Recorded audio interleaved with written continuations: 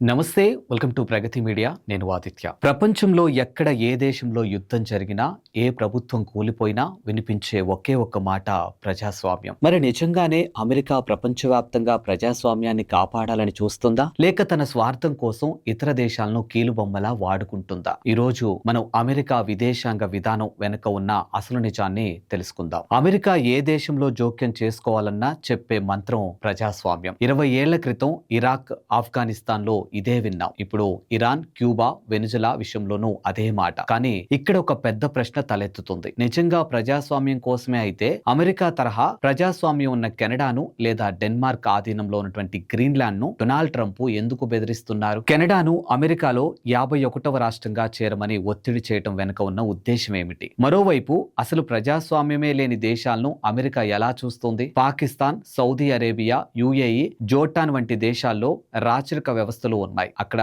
ప్రజాస్వామ్యం లేదు, కేవలం రాజుల పాలన మాత్రమే. కానీ ఆ రాజులందరూ అమెరికాకు అత్యంత మిత్రులు. అంటే అమెరికాకు కావాల్సింది ప్రజల హక్కులు కాదు, తమను ప్రశ్నించని కీలుబొమ్మలు మాత్రమే అని స్పష్టమవుతుంది. వెనిజులా ఉదాహరణ తీసుకుంటే అక్కడ ప్రజాస్వామ్యం లేదని అపోజిషన్ లీడర్లకు మద్దతు ఇచ్చిన అమెరికా చివరికి అక్కడి ఆయిల్ రిసోర్సెస్ కోసం ప్రస్తుతం ప్రభుత్వంతోనే చేతులు కలిపింది. ఇరాన్ లోను ఎలక్టెడ్ గవర్నమెంట్ ను కూలదోసి తమకు అనుకూలమైనటువంటి షాను రాజుగా కూర్చోబెట్టిన చరిత్ర అమెరికాది.